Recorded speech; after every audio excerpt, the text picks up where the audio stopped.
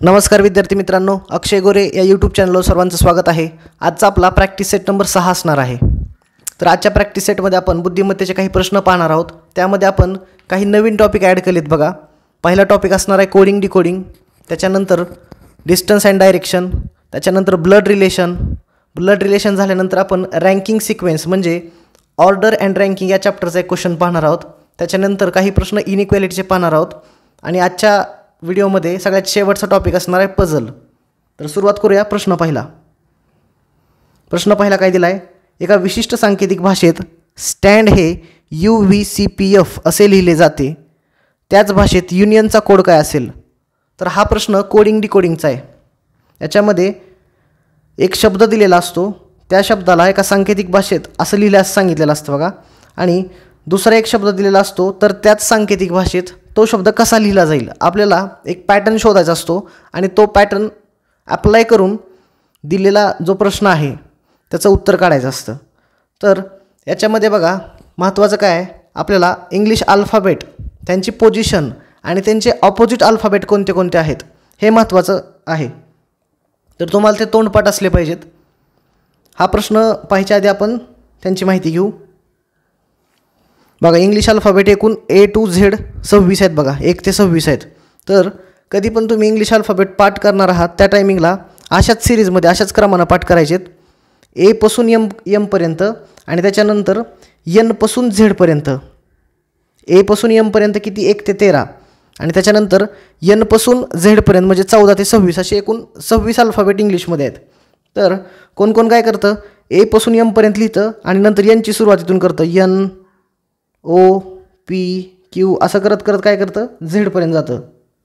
तर तसं नाही करायचं, काय करायचं A to M पर्यंत लिहायचं आणि त्याच्यानंतर Mच्या खालीच N लिहायचं आणि नंतर इकडून सुरुवात करून Z पर्यंत यायचं। याच्यामुळे दुसरी दोन फायदे होतात बघा, एक तर तुम्हाला अक्षरांच्या पोझिशन तर अशा पाठच व्हायला लागल्यात आणि ऑपोजिट पण तुम्हाला माहीत होतात। आता Aचा ऑपोजिट ही Z असते, Bचा ऑपोजिट Y असतो, Cचा ऑपोजिट X आहे। तसं करत करत M पर्यंत आपण जातो, Mचा ऑपोजिट हा N आहे। तर जे काही हे अल्फाबेट आहेत, अल्फाबेट आणि त्यांचे ऑपोजिट यांची बेरीज कधी पण 27 असते बघा। हे A आहे, त्याचा ऑपोजिट Z आहे, A + Z जर आपण केलं तर 1 + 26 = 27। म्हणजे ऑपोजिट जे असतात एकमेकांचे जे ऑपोजिट असतात त्यांची बेरीज कधीही 27 असते। इथं जर बघितलं Mची पोझिशन 13वी आहे आणि Nची पोझिशन 14वी आहे। M + N जर केलं तर 13 + 14 = 27, परत 27 येतं। तर अशा प्रकारे जर तुम्ही सिरीज पाठ केली तर तुम्हाला ह्या व्हॅल्यू तर लक्षात राहतात, पण त्यांच्या ऑपोजिट पण लक्षात राहतात। काय करायचं, A पासून M पर्यंत लक्षात ठेवायचं, 1 ते 13 व्हॅल्यू आहेत आणि त्याच्यानंतर Mच्या खालीच N लिहून घ्यायचं 14वी व्हॅल्यू आणि नंतर उजवीकडून इकडे डावीकडे यायचं Z पर्यंत, ही झाली 26वी व्हॅल्यू। तर याच्यामुळे तुम्हाला ऑपोजिट लक्षात राहतात बघा। तर आता हा प्रश्न पाहूया, काय दिलं आहे, स्टँड या शब्दाला काय दिलं बघा, स्टँड STAND, स्टँड या शब्दाला कसं लिहिलं आहे, UVCPF। तर Sला U लिहिलेला आहे, Tला V लिहिलेला आहे, Aचं C झालं आहे, Nचं P आणि Dचं F झालेलं आहे। तर याच्यामधला आपल्याला पॅटर्न शोधावा लागतो आणि तोच पॅटर्न जो आपल्याला प्रश्न विचारला युनियन या शब्दामध्ये अप्लाय करून आपल्याला उत्तर काढायचं असतं। तर Sचं U कसं झालं बघा, Sची पोझिशन काय आहे, Sची पोझिशन 19 आहे, Sचं U झालं, Uची पोझिशन 21 आहे। म्हणजे आपण 2 ॲड केलं बघा, Sमध्ये 2 ॲड केलं आहे, Sमध्ये ज्यावेळेस +2 करतो त्यावेळेस U येतं, म्हणजे Sची पोझिशन 19 होती, Uची पोझिशन 21वी झाली। तसंच T आहे, Tचं V झालं आहे, T किती नंबरला आहे बघा, T 20 नंबरला आहे, 20चं काय झालं आहे 22 झालेलं आहे, म्हणजे +2 झाले, परत एकदा 20चं 22 झालं, परत एकदा +2 झालं आहे। त्याच्यानंतर A हा 1 नंबरला आहे, C हा 3 नंबरला आहे, +2 झालेला आहे, Nची पोझिशन 14वी आहे आणि Pची पोझिशन 16वी आहे, परत एकदा +2 झाले, Dची पोझिशन 4 आणि Fची पोझिशन 6 आहे, +2 झाले। तर आपल्याला पॅटर्न लक्षात आलेला आहे, +2 करायचं प्रत्येक ठिकाणी। तर युनियनला कसं लिहिता येईल, Uची पोझिशन काय आहे 21वी पोझिशन आहे, +2 जर केलं तर W ही 23वी पोझिशन येईल, म्हणजे Uला काय लिहिता येईल पुढं W त्या सांकेतिक भाषेत। Nला काय लिहिता येईल, Nची पोझिशन 14वी आहे, त्याच्यामध्ये 2 ॲड केलं तर 16, म्हणजे पी येईल. त्याच्यानंतर आयची पोझिशन 9वी आहे, त्यात +2 केलं तर 11 येईल, म्हणजे के लिहिता येईल इथं. तर आपल्याला पूर्ण उत्तर सॉल्व करायची गरज पडणार नाही. ऑप्शन जर आपण चेक केले, डब्ल्यू आणि पीनं सुरुवात होणारा फक्त एकच ऑप्शन आहे. डब्ल्यूनं सुरुवात होणारे 2 ऑप्शन होते, त्याच्यामुळे आपण पुढचं पण लेटर पाहिलं. डब्ल्यू आणि पीचा ऑप्शन फक्त एकच आहे, दुसरा ऑप्शन डब्ल्यू आणि केच आहे, त्याच्यामुळे उत्तर आपलं पहिलं आलेलं आहे. तर तुम्हाला कळालं असेल बघा. याच्यासाठी आपल्याला अल्फाबेट सिरीज आणि त्यांचे ऑपोजिट जे आहेत ते पाठ असले पाहिजेत कोडिंग डिकोडिंग या चॅप्टरसाठी. पुढचा प्रश्न बघू. पुढचा प्रश्न दिलेला आहे डिस्टन्स अँड डायरेक्शन या चॅप्टरचा आहे बघा. काय दिलेलं आहे, राजू उत्तरेकडे चालायला लागतो. एकूण 4 दिशा असतात, मुख्य 4 दिशा. उत्तर म्हणजेच नॉर्थ, दक्षिण म्हणजे साऊथ, उजवीकडील पूर्व म्हणजे ईस्ट आणि डावीकडील पश्चिम म्हणजेच वेस्ट, अशा 4 मेन दिशा आहेत. ठीक आहे. तर या दिशाचे तुम्हाला डायरेक्शन माहीत असली पाहिजे, कुठल्या बाजूला कुठली दिशा आहे. तर आता याचाच वापर करून आपल्याला उत्तर काढायचं आहे. काय दिलं बघा, राजू उत्तरेकडे चालायला लागतो. उत्तरेकडे चालायला लागतो म्हणल्यावर काय करायचं, एक पॉईंट घेतला, हा राजू आहे. राजू काय करतोय, उत्तरेकडे चालायला लागतो म्हणजे वरच्या दिशेने, वर उत्तर आहे म्हणून आपण काय वरच्या दिशेला बाण काढला. उत्तरेकडे चालायला लागतो आणि 5 किलोमीटर प्रवास करतो. तर याचं अंतर दिलेलं आहे 5 किलोमीटर. 5 किलोमीटर चालायला लागतो. ही वरची बाजू कुठली आहे, उत्तर आहे असं समजा. नंतर तो डावीकडे वळतो बघा. माझं तोंड इकडच्या बाजूला आहे, मग माझी ही डावी बाजू झाली आणि ही उजवी बाजू झाली, बरोबर. मग राजू काय करतो, डावीकडे वळतो आणि 10 किलोमीटर चालतो. इथून डावीकडे वळायचं आपल्याला, या पॉईंटपासून डावीकडे वळायचं आहे. मग इथून काय करू आपण, डावीकडे वळू. डावीकडे किती चालायचं, 10 किलोमीटर. तर काय करायचं, 10 किलोमीटर काढताना 5 किलोमीटरची जी रेष आहे त्याच्यापेक्षा थोडी मोठी रेष काढायची, म्हणजे तुम्हाला उत्तर काढताना सोपं जातं आणि कन्फ्युजन होत नाही.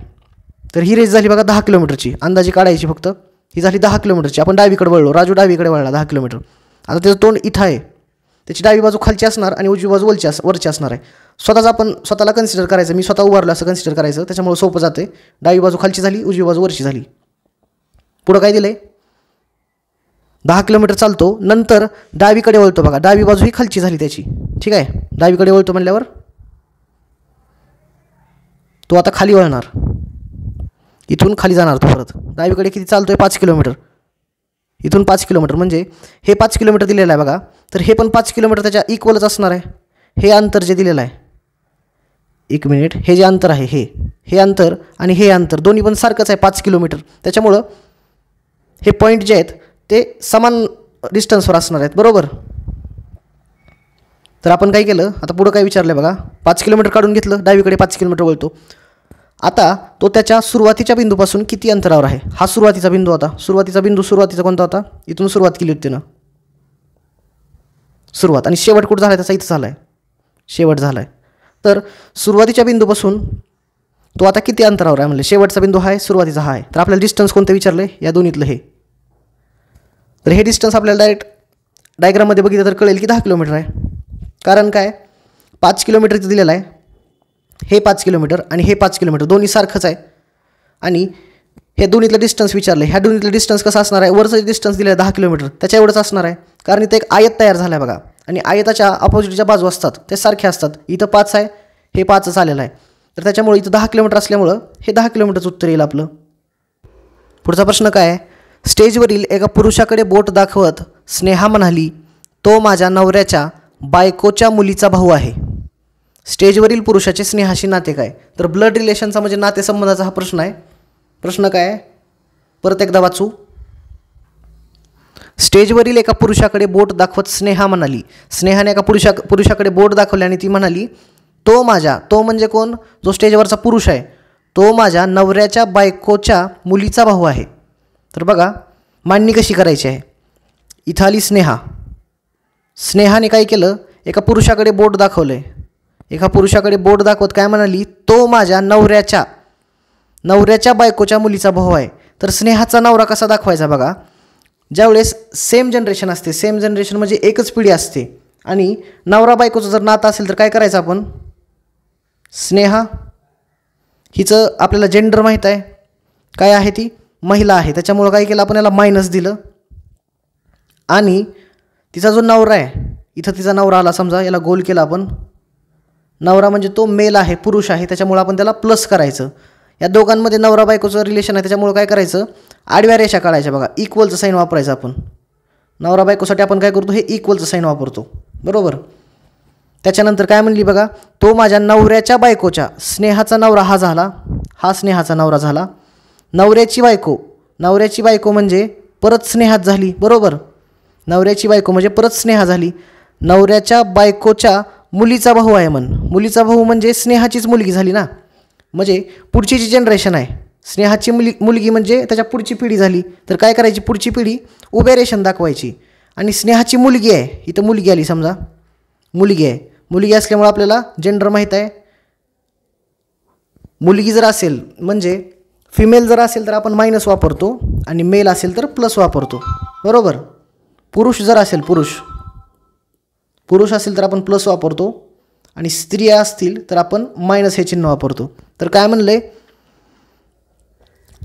इथं, काय म्हणलेलं बघा, तो माझ्या नवऱ्याच्या बायकोच्या मुलीचा भाऊ आहे.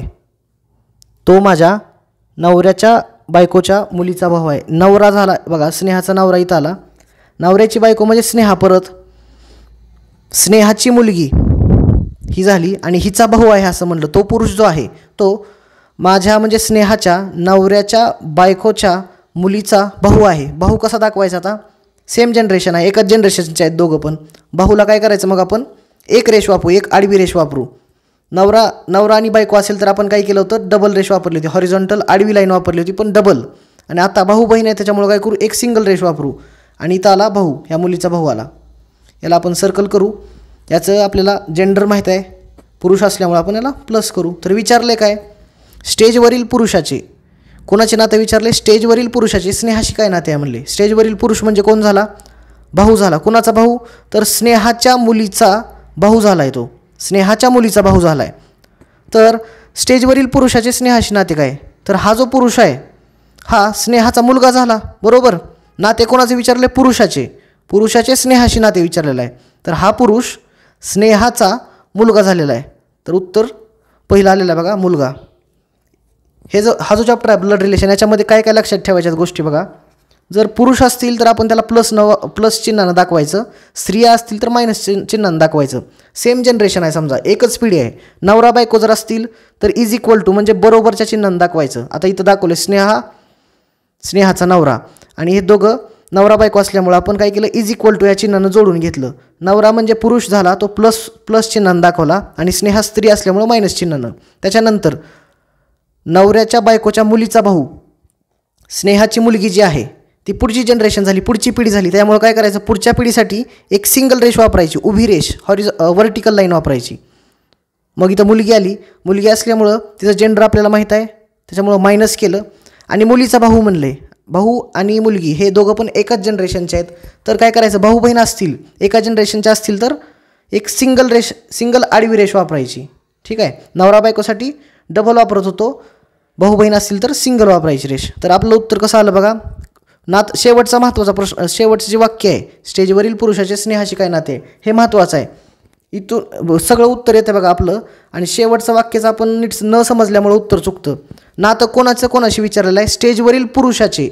स्टेजवरील पुरुष म्हणजे हा झाला, त्याचे स्नेहाशी नाते काय आहे, तर तो स्नेहाचा मुलगा झाला आहे. आणि इथं जर विचारलं असेल, स्नेहाचे स्टेजवरील पुरुषाचे नाते काय आहे, स्नेहाचे स्टेजवरील पुरुषाशी नाते काय आहे, तर उत्तर काय येत होतं, आई येत होतं. तर हे शेवटचं वाक्य न समजल्यामुळं उत्तर चुकू शकतं बघा. आपण पूर्ण डायग्राम काढली पण शेवटचं वाक्य समजलं नाही की उत्तर चुकू शकते. तरी तो उत्तर आलेला आहे मुलगा. तर आता पुढचा चौथा प्रश्न पाहू. प्रीतीने राहुलपेक्षा जास्त गुण मिळवले, यमुनेने दिव्य इतकेच गुण मिळवले, लोकिताने मंजूपेक्षा कमी गुण मिळवले, राहुलने यमुनेपेक्षा जास्त गुण मिळवले, मंजूने दिव्यापेक्षा कमी गुण मिळवले. तर सर्वात कमी गुण कोणी मिळवले. हा रँकिंग सिक्वेन्सचा म्हणजेच ऑर्डर अँड रँकिंगचा जे काही आपलं याच्यामध्ये दुसरे फेमस प्रश्न म्हणले तर ओळीमधलं स्थान काढायचं असतं. हेच ऑर्डर अँड रँकिंगचा म्हणजेच रँकिंग सिक्वेन्सचा प्रश्न आहे. तर इथं काय करायचं, आपल्याला कंपॅरिझन करायचं आहे. प्रत्येकाचं मार्कात कंपॅरिझन दिलेलं आहे बघा. पहिलं वाक्य काय दिलेलं आहे, प्रीतीने राहुलपेक्षा जास्त गुण मिळवले. तर आपण काय करू, लिहून घेऊ, प्रीतीने राहुलपेक्षा जास्त गुण मिळवले. म्हणजे प्रीतीला जास्त गुण आहेत राहुलपेक्षा. आपण त्यासाठी कोणतं हे ग्रेटर दॅनचं चिन्ह वापरलं, याला इक्वेशन नंबर 1 दिलं. दुसरं इक्वेशन, यमुनेने दिव्या इतकेच गुण मिळवले. इथं आली यमुना, इकडं आली दिव्या, दोघींना सेमच गुण आहे, त्यामुळे इज इक्वल टूचं बरोबरचं चिन्ह वापरलं. दुसरं इक्वेशन आलं. तिसरं काय दिलं आहे, लोकिताने मंजूपेक्षा कमी गुण मिळवले. लोकिताने मंजूपेक्षा कमी गुण मिळवले, म्हणजे मंजूला जास्त गुण आहेत आणि लोकिताला कमी. तर काय करू, इकडं मंजू लिहू, मंजूला जास्त गुण आहेत आणि लोकिताला कमी गुण आहेत. हे तिसरं इक्वेशन आलं. चौथं इक्वेशन काय आहे बघा, राहुलने यमुनेपेक्षा जास्त गुण मिळवले. राहुल आहे, राहुलला जास्त गुण आहेत कुणापेक्षा, तर यमुनापेक्षा. हे चौथं इक्वेशन आलं. याच्या पुढं काय दिले, मंजूने दिव्यापेक्षा कमी गुण मिळवले. मंजूने दिव्यापेक्षा कमी गुण मिळवले, याचा अर्थ काय, दिव्याला जास्त गुण आहेत मंजूपेक्षा. तर हे आपण बघा काय केलं, मुद्दा म्हणून हे जे इक्वेशन आहेत 5च्या 5 इक्वेशन ते एका साईडलाच तोंड करून असलेल्या चिन्हामध्ये कन्वर्ट केलेत. इथं काय दिलं होतं, मंजूने दिव्यापेक्षा कमी गुण मिळवले. तर आपल्याला असं पण लिहिता येत होतं मंजू लेस दॅन दिव्या, पण मुद्दा म्हणून मी सगळी एका साईडलाच तोंड असणारी कन्वर्ट केलेत बघा, कारण आपल्याला कंपॅरिझन करायला सोपं जाते. त्यालाच काय आपण लिहिलं, दिव्याला जास्त गुण आहेत मंजूपेक्षा. तर बघा कंपॅरिझन कसं करायचं आहे. प्रीती, पहिलं इक्वेशन घेतलं, प्रीतीला पी लिहिलं समजा आपण, प्रीतीला राहुलपेक्षा जास्त मार्क आहेत. त्याच्यानंतर राहुल आला, इथं राहुलचं दुसऱ्या कोणासोबत कंपॅरिझन आहे ते बघा. आता राहुल आणि यमुना चौथ्या इक्वेशनमध्ये दिसते. राहुलला यमुनेपेक्षा जास्त, Rahul is greater than Yamuna, यमुनाचं वाय लिहू. आता यमुनाचं दुसऱ्या कोणासोबत कंपॅरिझन आहे बघा, दुसऱ्या इक्वेशनमध्ये यमुना आणि Divya, Yamuna is equal to Divya as it is लिहिलं आपण. आता दिव्याचं कंपॅरिझन कोणासोबत आहे बघा, दिव्या आणि मंजू 5व्या इक्वेशनमध्ये दिलेलं आहे. दिव्याला जास्त मार्क आहेत मंजूपेक्षा.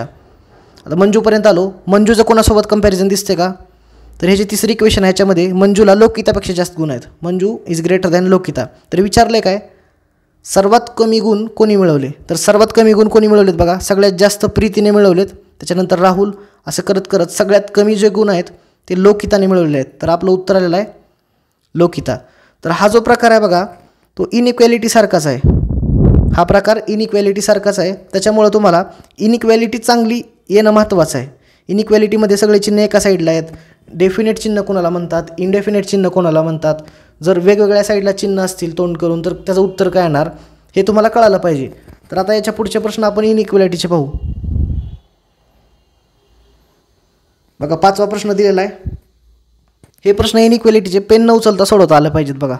फक्त ऑब्झर्वेशन करूनच तुम्हाला उत्तर काढता येते, असा सोपा चॅप्टर आहे इनइक्वॅलिटी. आता आपण बघू कसं काढायचं उत्तर. पहिला प्रश्न काय दिलेला आहे, इथं विधान दिलेले आहेत आणि त्याच्या खाली निष्कर्ष पण दिलेले आहेत.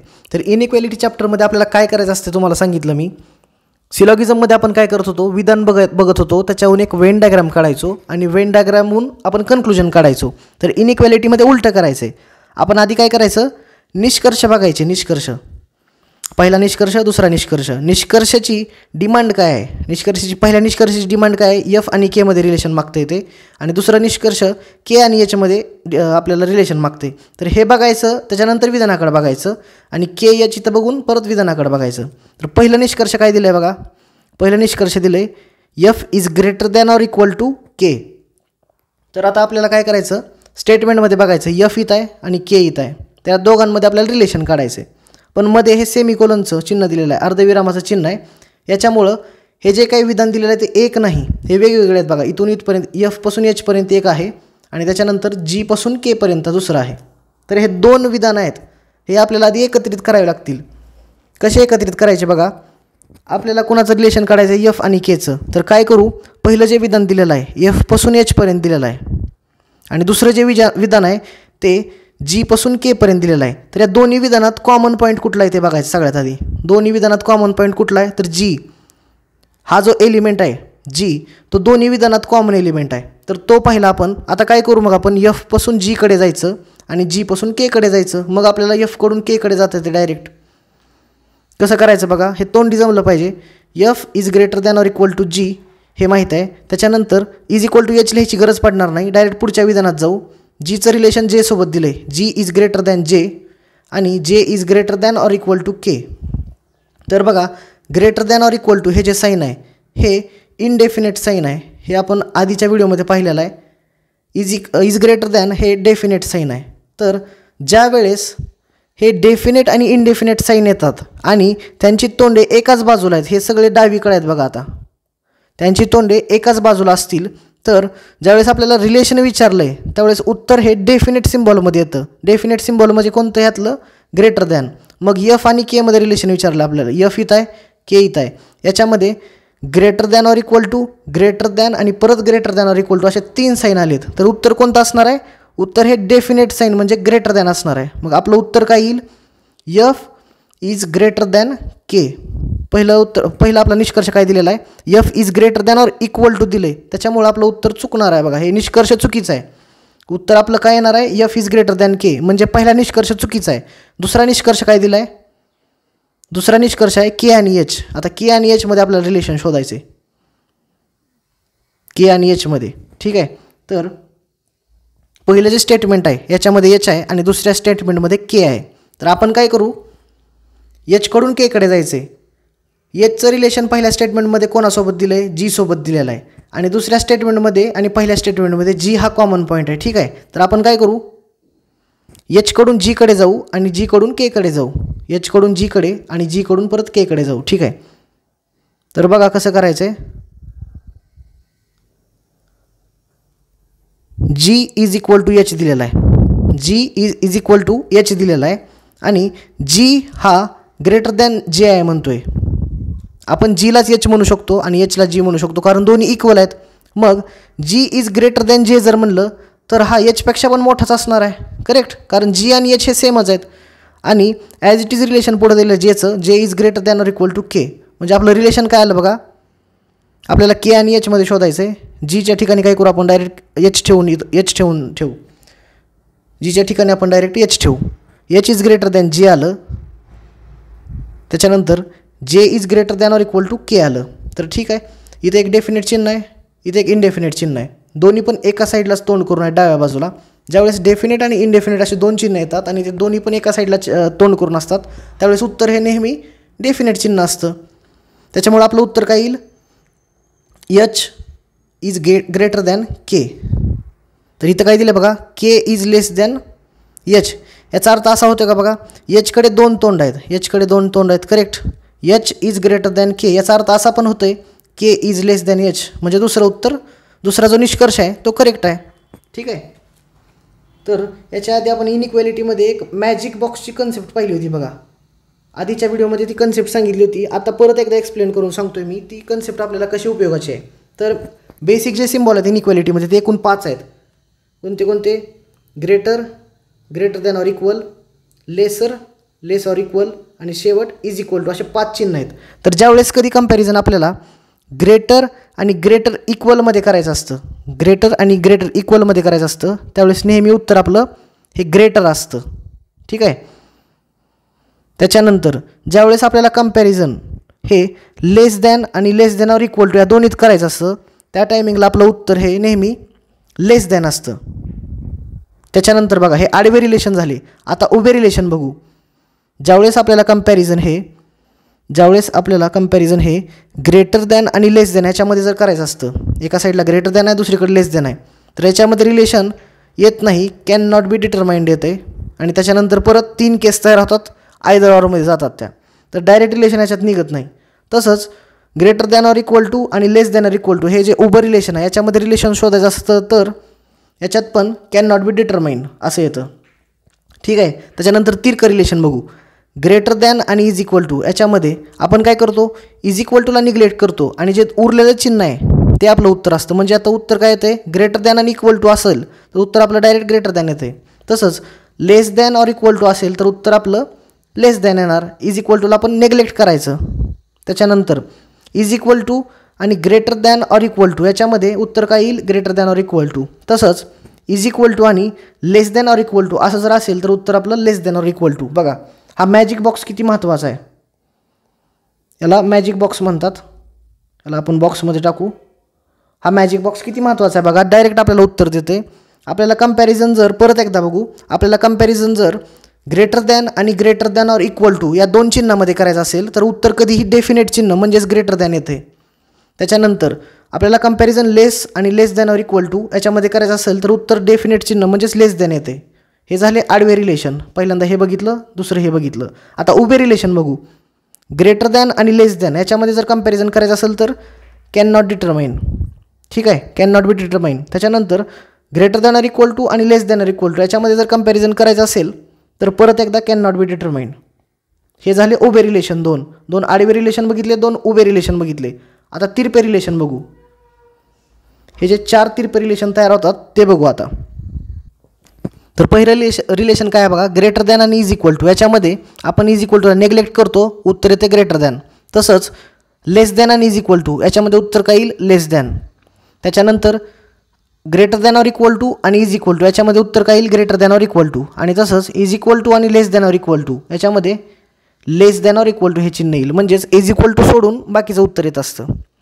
आता पुढचं एक्झाम्पल बघू. आणि इथं आपल्याला मॅजिक टेबल हा जो मॅजिक बॉक्स आहे याचं ॲप्लिकेशन करता येते का नाही बघू. पुढचा प्रश्न काय दिला आहे, पहिल्यांदा आपण काय बघतो, निष्कर्ष बघतो. निष्कर्ष कशात दिलेत, टी आणि क्यू. आपल्याला पहिला निष्कर्ष टी आणि क्यूमध्ये शोधायचा आहे. टी इथं आहे, क्यू इथं आहे. टी आणि क्यूमध्ये is equal to, greater than or equal to आणि परत एकदा greater than or equal to असे 3 चिन्ह आहेत. आणि हे 2 जे चिन्ह आहेत ते एकाच बाजूला तोंड करून आहेत. म्हणजे क्यूचं रिलेशन आपल्याला टी सोबत शोधायचं. टी इथं आहे आणि क्यू इथं आहे. या दोन्हीमध्ये एकूण 1, 2 आणि 3 चिन्ह आहेत. तर मी काय म्हणलं होतं, एका साईडला चेहरा करून आहे. हे जे चिन्ह आहे greater than equal to, greater than equal to हे सगळे डावीकडे चेहरा करून आहेत. आणि इथे इज इक्वल टू आहे. इज इक्वल टू असेल तर डायरेक्ट निग्लेक्ट करून टाकायचं. तर आपलं रिलेशन काय येते, Q is greater than or equal to S is greater than or equal to T. आणि आता असं आलं एकाच साईडला चेहरा करून आहेत आणि दोन्ही पण इनडेफिनेट सिम्बॉल आहेत. तर उत्तर डायरेक्टच काय येते, Q is greater than or equal to T असं उत्तर येईल.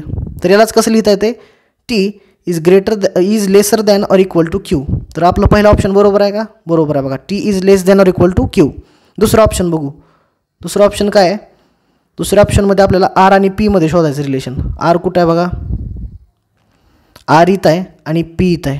आर आणि पीमध्ये दोन चिन्ह आहेत. त्यात एक आहे लेस दॅन आणि दुसरा इक्वल. 2च चिन्ह आहेत, एक लेस दॅन आणि इक्वल. मॅजिक बॉक्समध्ये आपण बघितलं होतं लेस दॅन आणि इक्वल आहे. याच्यात जर रिलेशन शोधायचं असेल तर इज इक्वल टू सोडून बाकीचं उत्तर असते, बाकीचं जे चिन्ह राहते ते उत्तर असते. तर इथे उत्तर काय येईल मग, P is less than R हे उत्तर येईल. बरोबर. मॅजिक बॉक्सचा आपण डायरेक्ट उपयोग केला बघा. मॅजिक बॉक्समध्ये आपण बघितलं होतं लेस दॅन आणि इज इक्वल टू याच्यामध्ये आपल्याला कंपॅरिझन करायचं होतं. तर इज इक्वल टू सोडून बाकीचं जे चिन्ह उरतं ते आपलं उत्तर असतं. याचा अर्थ काय, P is less than R. P is less than आरला कसं लिहिता येईल, आरकडे 2 तोंड आहेत. बरोबर. यालाच आपण असं लिहिता येईल का, R is greater than P. तर लिहिता येते. तर दुसरं पण निष्कर्ष बरोबर आहे बघा. तर दोन्ही निष्कर्ष बरोबर आहेत. आय होप तुम्हाला कळालं असेल. आता पुढचं एक्झाम्पल बघू. इथं काय मॅजिक बॉक्सचा यूज करता येते का बघू आपण. काय दिलेलं आहे, आय आणि ईमध्ये रिलेशन शोधायचं. पहिल्यांदा आय कुठं आहे, आय इथं आहे आणि ई इथं आहे. आय आणि ईमध्ये रिलेशन शोधायचे. तर इथं 2 चिन्ह आहेत, लेस दॅन ऑर इक्वल टू आणि दुसरा आहे लेस दॅन. या दोघात कंपॅरिझन करायचं आपल्याला. तर उत्तर काय असणार आहे, आपण मॅजिक बॉक्समध्ये आत्ताच बघितलं होतं. लेस दॅन ऑर इक्वल टू आणि लेस दॅन हे 2 चिन्ह आहेत. म्हणजे एक इनडेफिनेट आहे आणि दुसरं डेफिनेट आहे. याच्यामध्ये उत्तर कधी पण डेफिनेट चिन्ह असतं. म्हणजे इथं काय आलं बघा, आय आणि ईमध्ये रिलेशन शोधायचे. उत्तर काय येईल, I is less than E. का येईल उत्तर, हे काय येईल बघा, कारण पहिलं जे चिन्ह आहे लेस दॅन ऑर इक्वल टू हे इनडेफिनेट आहे आणि दुसरं जे चिन्ह आहे हे डेफिनेट चिन्ह आहे आणि दोन्ही पण एकाच साईडला तोंड करून आहेत. त्याच्यामुळे उत्तर काय येईल, डेफिनेट चिन्ह येईल. म्हणजेच लेस दॅन येईल. I is less than E येईल. तर इथं पहिला निष्कर्ष काय दिलं आहे, I is less than or equal to E दिला आहे. तर पहिला निष्कर्ष चुकीचा ठरेल. त्याच्यानंतर दुसरं रिलेशन आपल्याला ओ आणि यूमध्ये शोधायचं आहे. ओ कुठं आहे बघा, ओ इथं आहे आणि यू इथं आहे. ओ आणि यूमध्ये एकूण 3 चिन्ह दिसतात. हे ग्रेटर दॅन आहे, हे इज इक्वल टू आहे आणि हे less than or equal to आहे. असे 3 चिन्ह दिसायलेत. Greater than, is equal to, less than or equal to. तर आपण काय करायचं, इज इक्वल टूला कधी पण नेग्लेक्ट करायचं, हे नाहीच असं समजायचं. मग आपल्याला कंपॅरिझन कशात करायचे, ग्रेटर दॅन आणि less than or equal to याच्यामध्ये करायचे. ज्यावेळेस हे ऑपोजिट चिन्ह असतात म्हणजे उभं रिलेशन झालं बघा. मॅजिक बॉक्समध्ये ग्रेटर दॅन आणि less than or equal to. इथं आहे ग्रेटर दॅन आणि इकडं आहे लेस दॅन ऑर इक्वल टू. हे तिरकं रिलेशन दिसायला इथं. तर या टायमिंगला काय करायचं, दोन्ही एकमेकाच्या ऑपोजिट चेहरे करून आहेत. दोन्ही पण एकमेकाच्या ऑपोजिट, एकाचा चेहरा डावीकडे आहे, एकाचा चेहरा उजवीकडे आहे. तर त्या टायमिंगला उत्तर काय येते, कॅन नॉट बी डिटरमाइंड. म्हणजे ओ आणि यूमध्ये रिलेशन आपल्याला डायरेक्ट काढता येणार नाही. तर हे पण उत्तर चुकीचं असणार आहे. O is greater than U म्हणले, कारण आपल्याला रिलेशन काढता येत नाही, पॉसिबिलिटीमध्ये उत्तर जातं, त्याच्यामुळं दोन्ही पण इक्वेशन चुकीचे आहेत. तर तुम्हाला इनइक्वेलिटीचे एक्झाम्पल समजले असतील बघा. आणि मॅजिक बॉक्स जर तुम्हाला हा समजला तर सगळे उत्तर तुम्ही असे पेन न उचलता तोंडी देऊ शकता. मॅजिक बॉक्स एवढा महत्त्वाचा आहे. त्याच्यानंतर काय करू आपण, आजचा शेवटचा प्रश्न पाहू. शेवटचा प्रश्न हा पझल आहे बघा. पझल कशाच दिलेला आहे, हे आठवड्यातील वाराचं पझल आहे. काय दिलेलं आहे बघा, सोमवारपासून सुरू होऊन शनिवारी संपणाऱ्या आठवड्याच्या 6 दिवसात ABCDE आणि F ही 6 नाटके सादर केली जाणार आहेत. आठवड्याचे 6 वार आहेत. कुठले कुठले, सोमवारपासून शनिवारपर्यंत एकूण ABCDEF ही 6 नाटके सादर करायची. तर काय करू आपण, एक टेबल तयार करून घेऊ, एक चार्ट तयार करून घेऊ. त्याच्यामध्ये आठवड्याचे 6 वार भरू आपण. हा झाला बघा, 1 2 3 4 5 आणि 6. याला आपण नावं देऊन टाकू, या वारांना आपण नावं देऊन टाकू. सोमवारपासून कुठपर्यंत आहे, शनिवारपर्यंत. हा सोमवार आहे, हा मंगळ, हा बुध, गुरु, शुक्र आणि शनी, हे 6 वार आहेत. तर काय म्हणलं बघा पुढचं वाक्य, ही 6 नाटके या 6 दिवशी सादर केली जाणार आहेत. मंगळवारी सी नाटक सादर केले जाणार आहे. तर मंगळवारच्या पुढं आपण सी लिहून घेऊ. मंगळवारच्या पुढं आपण सी लिहून घेतलं, ठीक आहे. त्याच्यानंतर AF आणि B हे नाटके एकाच क्रमाने एकामागून एक सादर केले जाणार आहेत. काय दिलेलं आहे, AFB हे एकामागून एक सादर केले जाणार आहेत. म्हणजे काय बघा, जर A हा गुरुवारी सादर केला तर F हा शुक्रवारी आणि B हा शनिवारी. त्याच्यानंतर A हा जर बुधवारी सादर केला तर हे गुरुवारी येईल आणि हे शुक्रवारी, म्हणजे असे क्रमानं सादर केली जाणार आहेत. आपल्याला ह्याचं अजून पोझिशन माहीत नाही, कोणतं नाटक कुठल्या वारी आहे, बरोबर. आपल्याला फक्त प्रश्नात एकच दिलेलं आहे, मंगळवारी सी नाटक सादर केले जाणार आहे. मंगळवारचं आपण सी लिहून घेतलेलं आहे. आणि बाकी AFB जे आहेत ते क्रमानं सादर केले जाणार आहेत. म्हणजे Aच्या खाली F, Fच्या खाली B. म्हणजे कसं, जर हा बुधवारी असेल, A हा बुधवारी जर सादर केला तर त्याच्या खालचं नाटक F जे आहे ते गुरुवारी आणि त्याच्या खालचं हे शुक्रवारी. हा जर गुरुवारी सादर केलं तर हे शुक्रवारी आणि हे शनिवारी असं सादर केले जाणार आहे, ठीक आहे. म्हणजे AFB हे क्रमाने येणार आहेत, एवढं लक्षात घ्या. AFB हे क्रमाने येणार आहेत. Aच्या नंतर F आणि Fच्या नंतर B असं येणार आहे. पुढचं काय क्लू दिला आहे बघा, सोमवार किंवा बुधवारी D नाटक सादर केले जात नाही. D नाटक जे आहे ते सोमवारी नाही आणि बुधवारी पण नाही. तर D नाटक इथं दोन्ही ठिकाणी येत नाही. D नाटक हे दोन्ही ठिकाणी येत नाही. याचा अर्थ काय, D नाटक एकतर गुरुवारी, शुक्रवारी नाहीतर शनिवारी सादर केले जाते बघा. एकतर गुरुवार, शुक्रवार नाहीतर शनिवार, या 3 पैकी एका दिवशी D नाटक सादर केलं जाऊ शकते. तर याच्यावरून आपल्याला यांची पोझिशन फिक्स करायची आहे, नाटकांची आणि वारांची पोझिशन फिक्स करायची आहे आणि त्याच्यावर आधारित आपल्याला उत्तर द्यायचे आहेत. तर बघा, सीची पोझिशन तर फिक्स झालेली आहे, त्याच्यानंतर AFB हे जे 3 जे नाटक आहेत, AF आणि B हे क्रमाने येणार आहेत. जर A आपण सोमवारी ठेवला तर F हा मंगळवारी ठेवावा लागेल. A जर इथं ठेवला तर F इथं मंगळवारी ठेवावं लागेल. पण Fला मंगळवारी ठेवता येणार नाही, कारण क्वेश्चननं आपल्याला सांगितलेलं आहे मंगळवारी सी नाटक सादर होणार आहे. त्याच्यामुळं असं आपल्याला लिहिता येणार नाही. त्याच्यामुळं आपण काय करू, Aला आपण गुरुवारी ठेवून बघू. Aला जर आपण गुरुवारी ठेवलं तर Fला शुक्रवार आणि Bला शनिवारी सादर करावं लागेल. त्याच्यानंतर Dला आता उरलं कुठलं, D उरलं. Dला सोमवार आणि बुधवारी आपल्याला ठेवता येत नाही. Dला आपल्याला सोमवार आणि बुधवारी ठेवता येत नाही. त्याच्यामुळे Dला खाली पोझिशनच उरलेलं नाही, इथं पण नाही आणि इथं पण जागा उरलेली नाही. आणि इथं तर D ठेवता येत नाही, इथं पण ठेवता येत नाही. आता काय करता येईल बघा, आपण काय करू, आता Dला बुधवारी ठेवता येत नाही, बरोबर. Dला बुधवारी जर ठेवता येत नसेल तर काय करू, क्रमानं ज्या 3 जागा आहेत त्या सोडून Dला ठेवू आपण. मग काय करू, इथं Dच्या ठिकाणी इथं D ठेवता येत नाही, याच्यामुळे आपण काय करू, इथं A ठेवून बघू. इथं A ठेवून बघितलं, A नंतर आपल्याला लगेच F ठेवावं लागणार आहे आणि F नंतर लगेच B, म्हणजे हे क्रमानं ठेवावे लागणार आहेत, बरोबर. बुधवारी Dला ठेवता येत नाही, त्याच्यामुळे काय केलं आपण, Aला ठेवून बघितलं. त्याच्यानंतर मग आपल्याला Fला ठेवावं लागणार आहे आणि Bला ठेवावं लागणार आहे, कारण आपल्याला क्वेश्चननं सांगितलं आहे AFB हे नाटकं एकाच क्रमाने एकामागून एक सादर केली जाणार आहेत, ठीक आहे.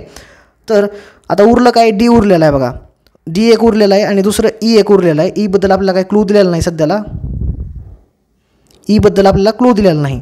तर आता फक्त डी उरलेला आहे म्हणायचं. डी हे सोमवारी ठेवू शकत नाहो आपण आणि बुधवारी ठेवू शकत नाहो. मग डीला आता एकच पोझिशन उरलेली आहे, कुठली, शनिवारी. मग शनिवारी आपण डी ठेवून टाकलं. आता आपण एची पण पोझिशन फिक्स केली, त्याच्यामुळे काय करू, इथून डी कट करून टाकू. ठीक आहे.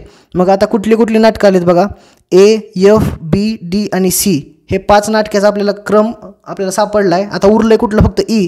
जर राहिलेली पोझिशन जी आहे ही सोमवारची बघा, डी नाही तर असं म्हणलेलं आहे, डीची पोझिशन तर आपण आता फिक्स केलेलं आहे. तर राहिलेली पोझिशन काय करायचं, जे राहिलेलं नाटक आहे त्याला देऊन टाकू. राहिलेलं नाटक कोणतं आहे, ई. तर आता आपण परत एकदा क्वेश्चन वाचू आणि आपण जी अरेंजमेंट केलेली आहे ती बरोबर आहे का नाही ते बघू.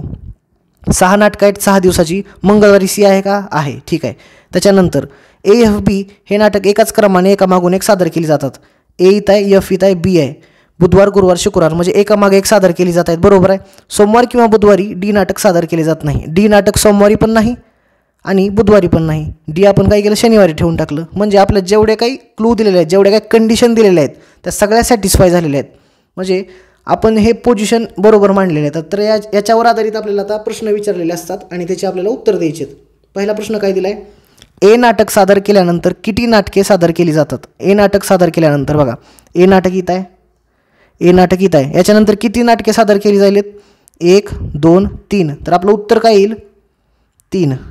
कळालं असेल.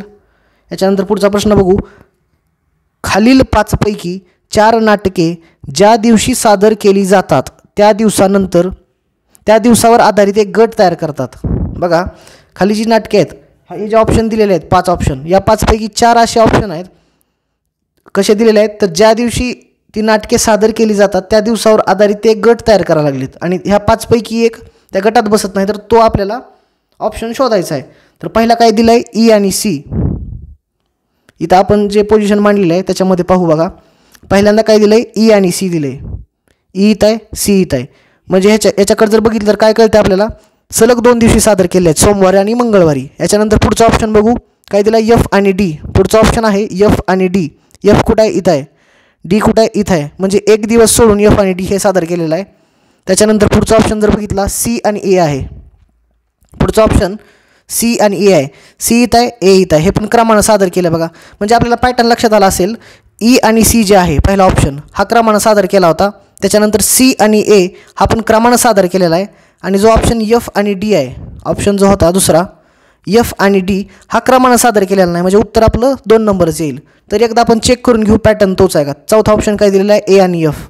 ए आणि एफ बघितलं, ए इथं आहे बघा, ए इथं आहे आणि एफ इथं आहे, दिसतंय. हे पण क्रमानंच आहेत. त्याच्यानंतर पुढचा जर ऑप्शन बघितला, बी आणि डी, 5वा ऑप्शन बी आणि डी आहे. बी इथं आहे आणि डी इथं आहे. हा पण क्रमानं सादर केलेला आहे. म्हणजे फक्त एकच ऑप्शन असा आहे, एफ डी हा ऑप्शन असा आहे जे क्रमानं सादर केले नाहीत. कारण एफ हा गुरुवारी सादर केला गेला आहे आणि डी हे शनिवारी सादर केलं गेलं आहे. तर आपलं उत्तर काय येईल, एफ डी. आणि शेवटचा प्रश्न काय बघा, गुरुवारी कोणते नाटक सादर केले जाते. तर डायरेक्ट आपल्याला चार्टमध्ये बघायचं आहे, गुरुवार कोणतं नाटक आहे बघा, एफ.